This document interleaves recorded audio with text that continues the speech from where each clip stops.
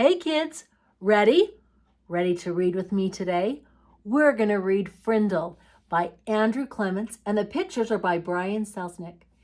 This is a fun story, and this is for Beckett because his brother wanted him to hear this fun story. Look at that fun picture. Brian did a good job drawing it. All right, Chapter 1. Nick. If you ask the kids and the teachers at Lincoln Elementary School to make 3 lists, all the really bad kids, all the really smart kids, and all the really good kids, Nick Allen would not be on any of them. Nick deserved a list all his own, and everyone knew it. Was Nick a troublemaker? Hard to say. One thing's for sure. Nick Allen had plenty of ideas, and he knew what to do with them. One time in 3rd grade, Nick decided to turn Miss Deaver's room into a tropical island. What kid in New Hampshire isn't ready for a little summer in February? So, first he got everyone to make a small palm tree out of green and brown construction paper and tape them onto the corners of each desk. Miss Deaver had only been a teacher for about 6 months, and she was delighted. That's so cute. The next day, all the girls wore paper flowers in their hair, and all the boys wore sunglasses and beach hats. Miss Deaver clapped her hands and said, "Oh, it's so colorful." The day after that, Nick turned the classroom thermostat up to about 90 degrees with a little screwdriver he had brought from home. All the kids changed into shorts and t-shirts with no shoes. And when Miss Deaver left the room for a minute, Nick spread about 10 cups of fine white sand all over the classroom floor. Miss Deaver was surprised again at just how creative her students could be. But the sand got tracked out into the hallway where Manny, the custodian, did not think it was creative at all, and he stomped right down to the office. The principal followed the trail of sand, and when she arrived, Miss Deaver was teaching the hula to some kids near the front of the room. And a tall, thin, shirtless boy with chestnut hair was just spiking a Nerf volleyball over a net made from 6 t-shirts tied together. The 3rd grade trip to the South Seas ended suddenly. But that didn't stop Nick from trying to liven things up. Lincoln Elementary needed a good jolt once in a while, and Nick was just the guy to deliver it. About a year later, Nick made the great blackbird discovery.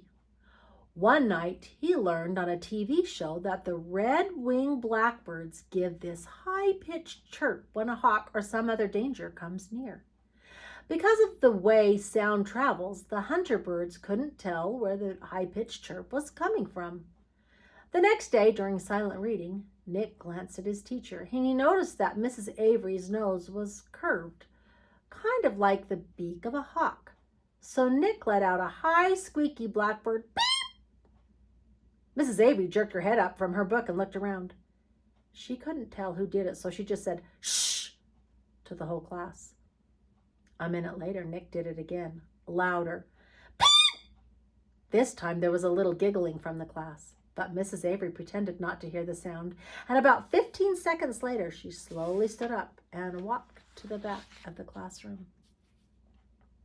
Without taking his eyes off his book and without moving at all, Nick put his heart and soul into the highest and most annoying chirp of all.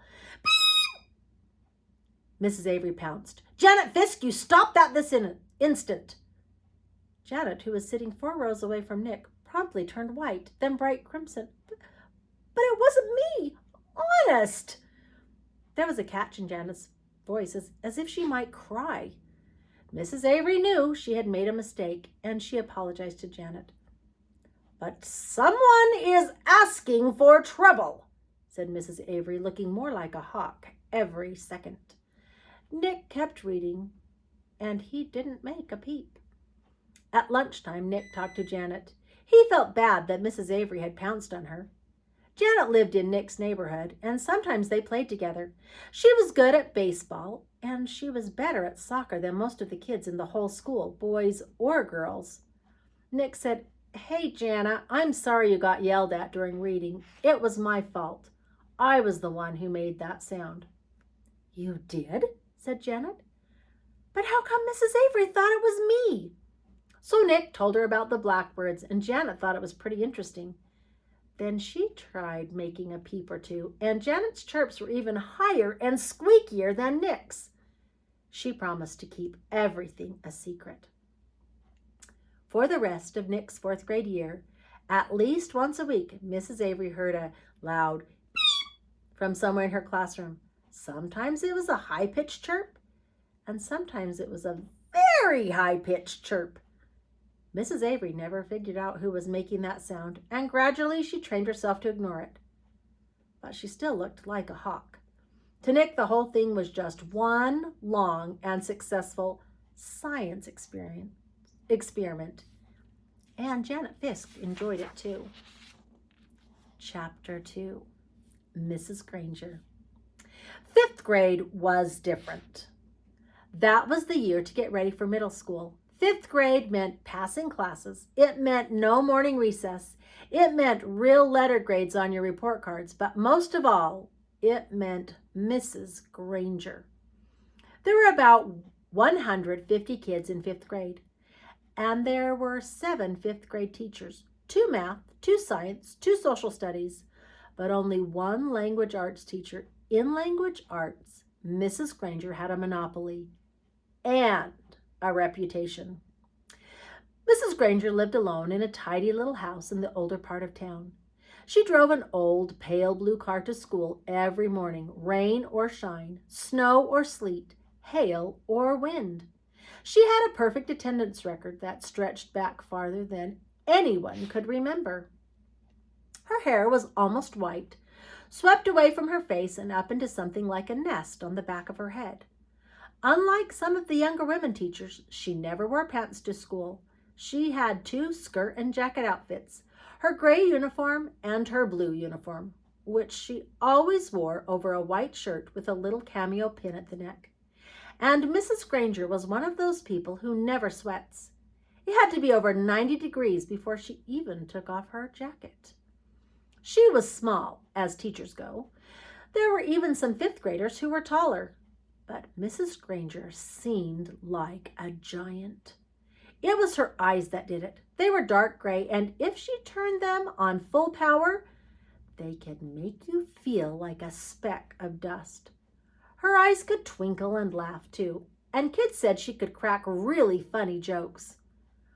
But it wasn't the jokes that made her famous. Everyone was sure that Mrs. Granger had X-ray vision. Don't even think about chewing a piece of gum within 50 feet of her. If you did, Mrs. Granger would see you and catch you and make you stick the gum onto a bright yellow index card. Then she would safety pin the card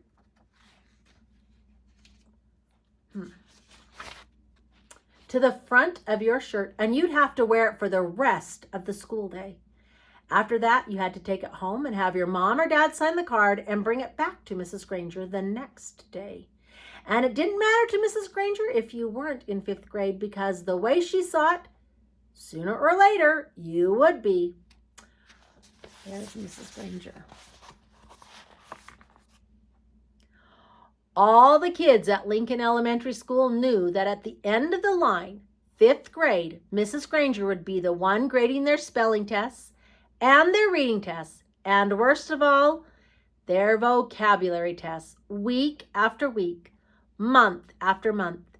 Every language arts teacher in the world enjoys making kids use the dictionary. Check your spelling, check that definition, check those syllable breaks.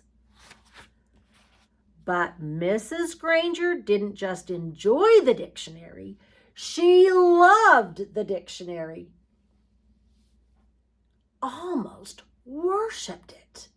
Her weekly vocabulary list was 35 words long, sometimes longer. As if that wasn't bad enough, there was a word for the day on the blackboard every morning. If you gave yourself a day off and didn't write one down and look it up and learn the definition, sooner or later Mrs. Granger would find out. And then, just for you, there would be 2 words for the day for a whole week. Mrs. Granger kept a full set of 30 dictionaries on a shelf in the back of the room.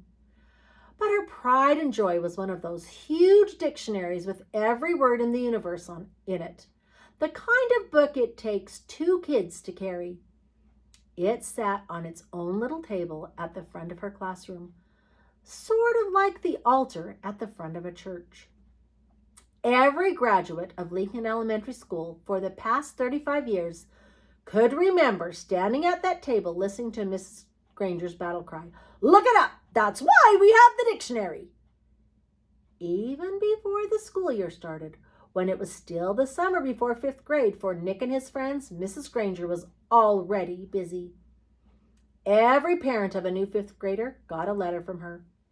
Nick's mom read part of it out loud during dinner one night in August. "Every home is expected to have a good dictionary in it so that each student can do his or her homework properly. Good spelling and good grammar and good word skills are essential for every student. Clear thinking requires a command of the English language, and 5th grade is the ideal time for every girl and boy to acquire an expanded vocabulary." And then there was a list of the dictionaries that Mrs. Granger thought would be acceptable for home study. Mrs. Allen said, "Oh, it's so nice to have a teacher who takes her work this seriously." Nick groaned and tried to enjoy the rest of his hamburger. But even watermelon for dessert didn't cheer him up much. Nick had no particular use for the dictionary. He liked words a lot, and he was good at using them. But he figured that he got all the words he needed just by reading. And he read all the time. When Nick ran into a word he didn't know, he asked his brother or his dad or whoever was handy what it meant, and if they knew, they'd tell him. But not Mrs. Granger. He had heard all about her, and he had seen 5th graders in the library last year, noses stuck in their dictionaries, frantically trying to finish their vocabulary sheets before English class. It was still a week before school, and Nick already felt like 5th grade was going to be a very long year. Chapter 3. See you tomorrow.